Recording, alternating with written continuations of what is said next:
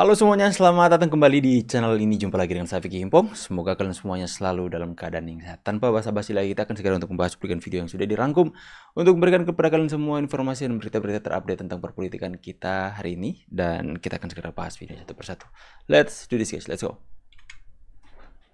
Wow, aksi mahasiswa siap lengsarkan Puan di DPR RI. Rakyat Indonesia setuju Puan Maharani lengsarkan dari DPR. Tenggelam RUU perampasan aset. Next teman-teman. Apalagi mengalahkan Mas Pram, bagaimana Pak Jokowi yang mencoba? Kalau tidak bisa mengalahkan Mas Pram, bagaimana dibuat congor ngono ora dijeplok ngalu cangkeme.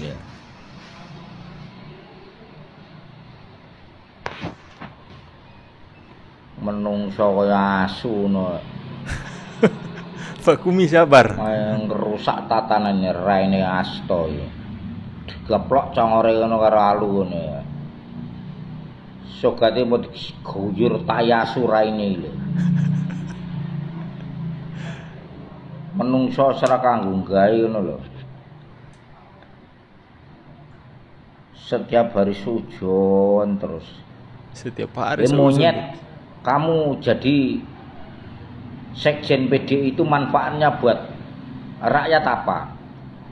Kamu cuma ngumpulin harta rakyat, kamu garong kan? Cangkem-cangkem anj. Pak Jokowi yang mencoba? Ngeri, kalau tidak bisa mengalahkan. Okan borong. Es tehmu cilokeh ra? Masih. Ya kono didol goblok.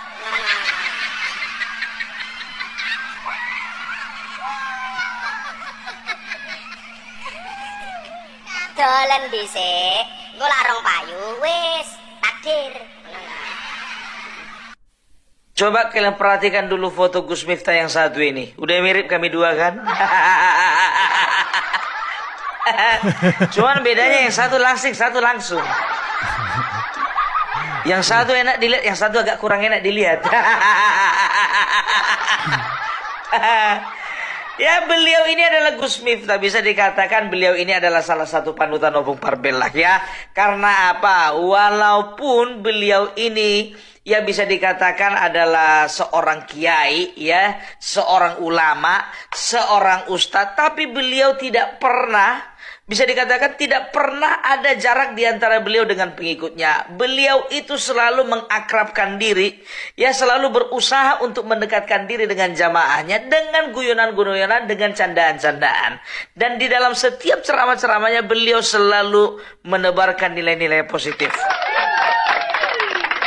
Tapi jujur aja aku bilang ya, kemarin-kemarin ini semenjak beliau ya dipercaya sebagai utusan khusus presiden, beliau mendapatkan serangan dari kubu sebelah. Dikatakanlah beliau ini kiai peliharaan Mulyono.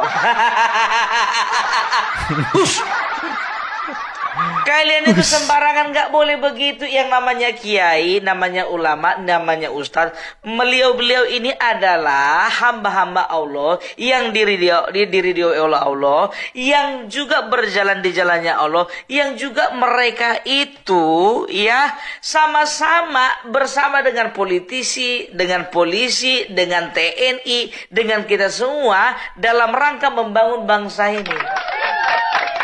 Kalau nggak ada ustadz, nggak ada kiai, nggak ada presiden, nggak ada apa namanya, nggak ada pendeta, nggak ada pastor, nggak ada pemuka-pemuka agama dari agama lain, tidak akan mungkin ini politisi-politisi dan juga polisi dan juga tentara dan juga semuanya kita bisa menjaga akhlak dengan baik.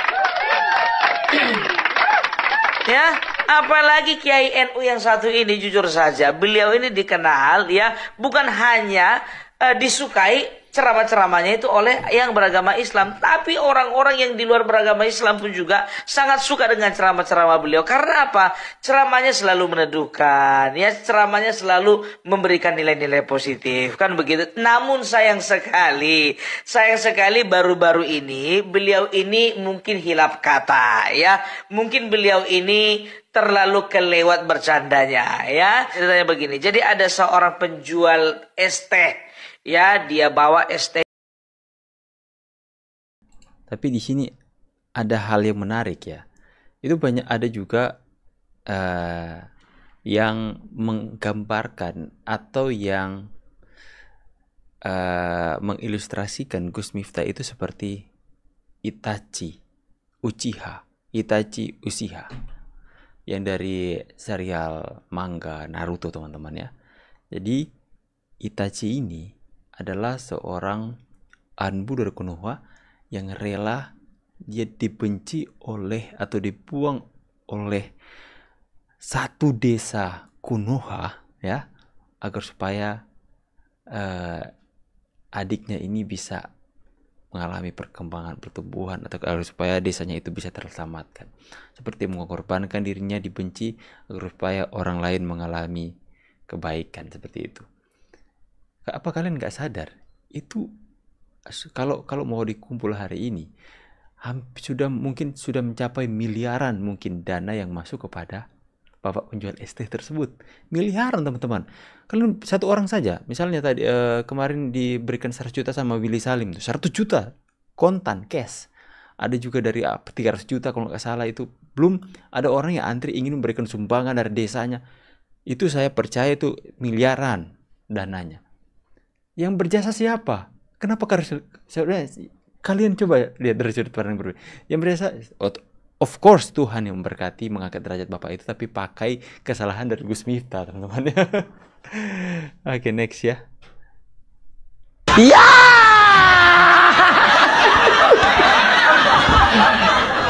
Ini paling update. Siapa itu? Koni Bakri. Anda tahu Koni Bakri?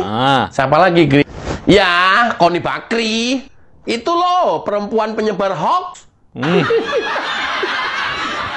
Katanya sih akademisi, katanya sih pengamat militer, tapi berkali-kali nyebarin hoax di Indonesia ketika pulang ke Indonesia. Kan dia menetap di Rusia, sekarang udah kembali lagi ke Rusia. Pada saat pulang ke Indonesia, dia hadir di podcastnya Akbar Faisal bersama Kiai menangis, Ibu Mega menangis, Indonesia menangis. Tahu kan? Tahu. Siapa? Oh, Ganjel Tong. Pada saat hadir di podcastnya Akbar Faisal, ya Koni menyatakan tergopoh-gopoh pengen ketemu Hasto. Mas Hasto, pokoknya kita harus ketemu deh. Ini ada info intelijen penting banget. Dan ini membahayakan kehidupan Mas Hasto. Ya. Ketemulah di podcastnya Akbar Faisal bahwa Hasto diancam atau ditarget mau dipenjarakan dalam waktu dekat. Tapi ketika saya melihat podcast ini, ini perempuan kurang ajar ini. Udah berkali-kali menebarkan hoax. Gua mah langsung begitu aja. Udah serius beneran. Nah, sekarang kalau dia bilang data intelijen, ya masa data intelijen bocor ke mereka? Masa data intelijen bocor ke Koni? Siapa Koni? Dia bilang teman dekat yang bocorkan itu. Siapa Koni? Koni Ciwa. Ya, saya nggak akan buka siapa sumbernya. Semua orang juga akan bisa ngomong begitulah. Ya, alhasil setelah acara itu, tapi bukan karena acara itu, kemarin tanggal 1 dipanggil kepolisian untuk dilakukan pemeriksaan dan dimintai keterangan di tanggal 2-nya. Datang nggak, Gri? Enggak lah. Oh, manusia-manusia gini kan manusia-manusia cengeng, manusia-manusia penakut, manusia-manusia asbun yang congornya. Dia hanya mengandalkan congor. Dia tampil di publik mengandalkan congor. Pengen membentuk opini mengandalkan congor. Memang pemanggilan Koni itu atas kasus sebelumnya yang dia juga sama menyebarkan hoax tentang Sirekap KPU yang seluruh kepolisian sampai tingkat polsek bisa saja merubah Sirekap seenak dia sendiri. Atas itulah kemudian dipanggil kemarin. Sayangnya gua tantang kepolisian nih, Pak Listio Sigit gua tantang nih. Kenapa memanggil Koni pada saat posisi Koni sudah balik lagi ke Rusia? Pertanyaan saya. Padahal beberapa minggu ada di Indonesia. Kenapa? Pertanyaan saya. Pak Listio, pertanyaan yang lebih lanjut lagi. Niat nggak sih kalian? Niat nggak sih manggil Koni? Loh, Koni tanggal 29 sudah balik ke Rusia. Ya, dipanggil tanggal 1 untuk datang tanggal 2. Posisinya sudah di Rusia. Niat nggak sih? Gue tantang nih. Kalau kepolisian niat dan berani sama Koni, ini kayaknya juga nggak berani sama Koni. Lah kepolisian aja kok, ya Allah. Aparatur negara, men. Masa sama Koni aja? Aduh, diledek-ledek doang. Kalau niatnya kuat dan kepolisian berani menangkap Koni, kerjasama dengan Interpol, minta Koni diekstradisi kembali lagi ke Indonesia. Ayo, banyak cara yang bisa dilakukan. Ekstradisi segera pulang ke Indonesia. Pakai Interpol, kerjasama dengan Interpol. Jangan panggil. Orangnya udah dari. Ya intinya Bapak itu maksudnya jangan pelin-pelan lah. Kalau memang mau panggil, panggil. Selagi dia masuk langsung tangkap ya. Mungkin karena kalau mungkin kasusnya tidak seserius yang misalnya kayak pembunuhan atau seperti apa teman-teman. Ini kan hoax juga, tambah juga ya gimana lagi ya, itulah ya. Agak tumpul ya ke sana ya. Oke teman-teman semua, semoga berita-berita yang disampaikan ini bisa memberikan kalian semua tambahan informasi. Saya pamit dulu. Silahkan berikan opini kalian di kolom komentar. See you on the next video guys and God bless you. Bye guys.